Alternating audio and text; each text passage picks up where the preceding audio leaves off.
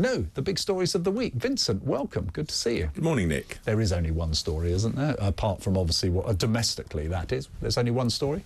That's right. Politics and the sort of imminent demise, as it looks like, of the Conservative Party over a real drubbing in the by-elections on Thursday. Yes, it was a real drubbing, and there's no way of disguising that. But I suspect, given your years of experience, he said very nicely, not drawing attention to the fact that you and I have been around a while, you shouldn't overread by-elections, should you?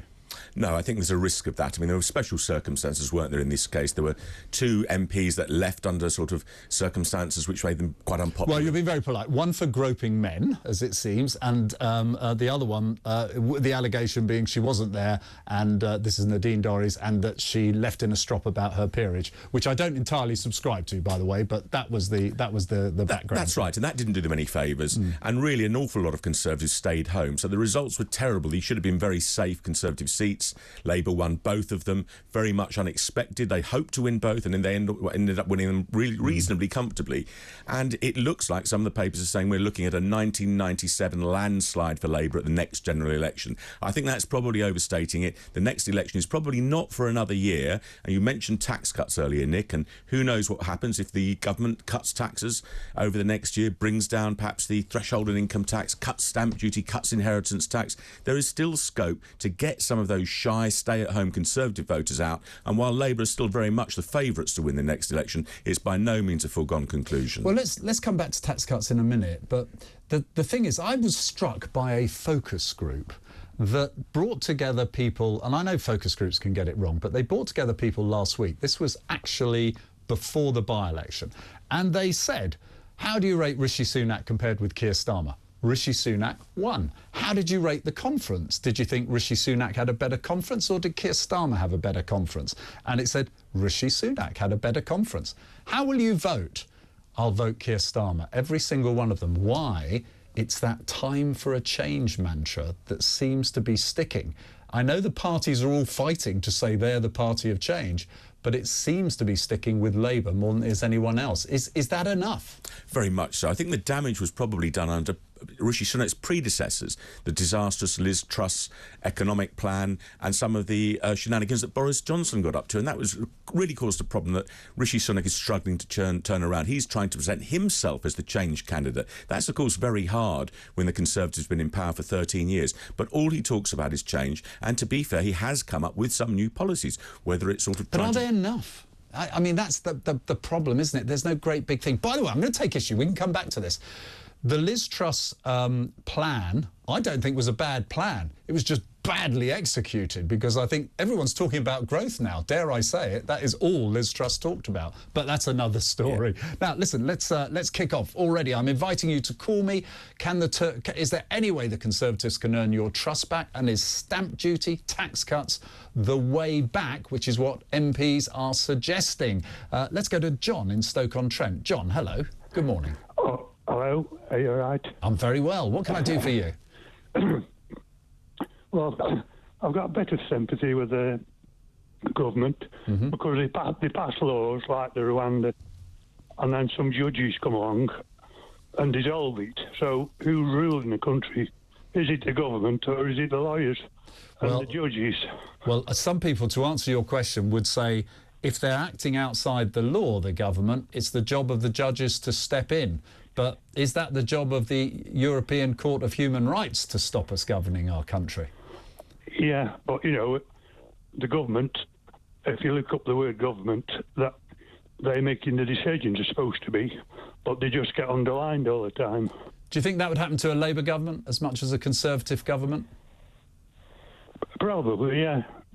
And like going on another subject, Khan in London. Yeah, Sadiq Khan, the Mayor of London, yeah.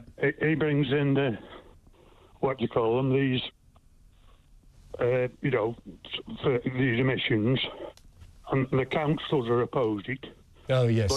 But he trumps the councils. So what's the point of having councils?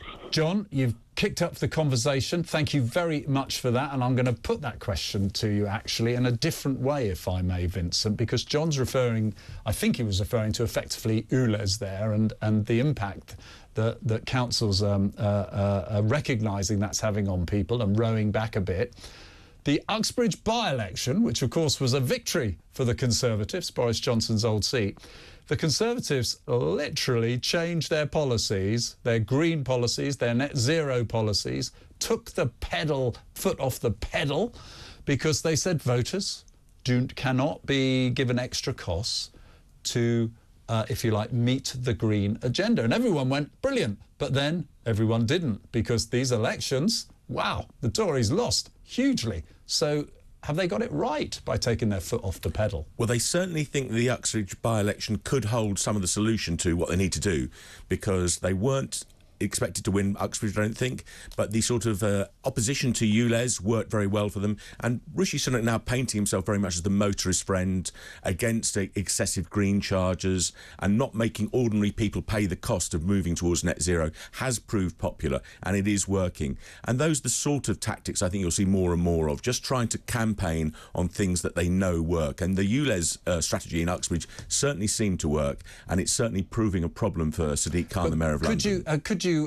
Could you actually draw the analogy that they made such a big thing, the Conservatives, in the last 2 weeks about how we are going to take the pressure off you by reducing these costs through this rush to net zero?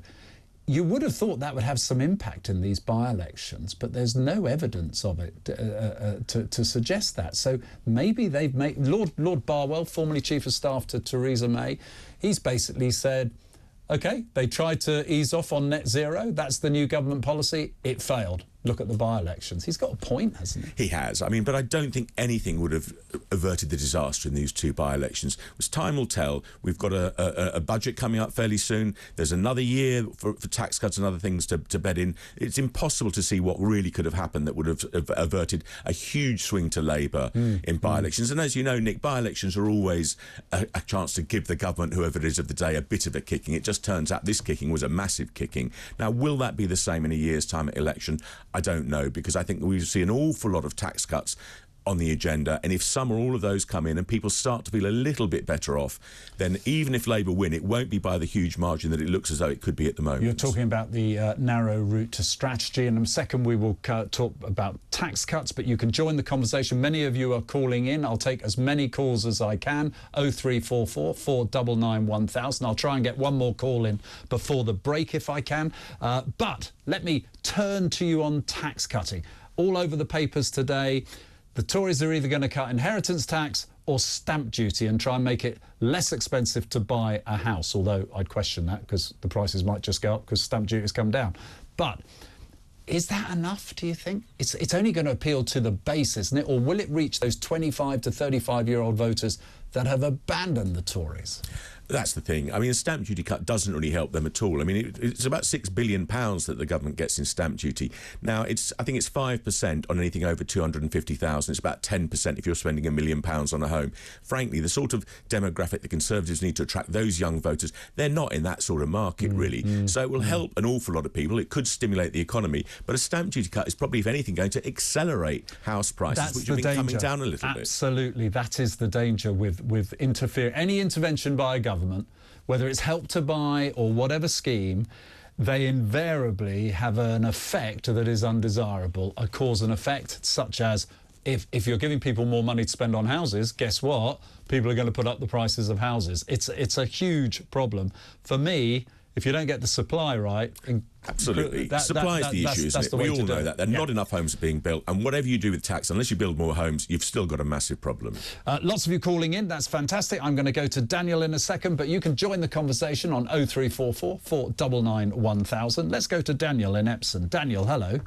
What's happening, Nick? I mean, I think the Conservative Party could win the election by a landslide if they only behaved like a right-of-centre Conservative Party. I mean, they're sort of consocialist, they're too liberal, they're centrist, they've got globalist tendencies, and I hate this when they say, well, it's a broad church, isn't it? I think, well, not really. The electorate aren't really a broad church. If you had right-of-centre tough policies, so you actually got a grip of immigration, you got rid of illegal immigration completely and brought legal immigration down to tens of thousands so we could all breathe again. I mean, everything publicly run doesn't work properly due to the sheer volumes of people that want to use it, right? We've been telling them this for 20 successive governments for 20-odd years, 30-odd years. We don't want far too much immigration of all kinds for far too long. Daniel, hang on there. I'm going to take your central point and I'll throw it over to Vincent. This is the debate in the party at the moment, it looks like, this morning. People want it to go further to what people would describe as the right, more Suella Braverman, less Rishi Sunak, if you like. But haven't historically elections always been won from the centre? Very much so, but at the moment the Conservatives are losing the centre and the right, and the first thing I think they have to do is probably shore up their base, and immigration is a key issue. There's still talk all the time about will Rishi Sunak hit those key pledges about stopping the boats coming over, but now people are not only talking about illegal immigration but also legal migration as well, as saying that figure, as your caller there was just saying, is too high, and that I think is a key target, if you like, for the Prime Minister to hit. And if he doesn't hit that, and he doesn't see people don't see action on immigration, then the Conservatives have got very little chance of doing well at the next election. Daniel, it looks like you've made the precise point here. Do you agree with Daniel? 0344 499 1000. More policies, real action to solve immigration. Can Rishi Sunak actually do even more than just control the boats? Is that what you require him to do? 0344 499 1000. Will that regain your trust in the Conservatives? Or is a tax cut that has been proposed for stamp duty, possibly inheritance tax, but for stamp duty, enough to convince you this is a Conservative government and keep your trust with them?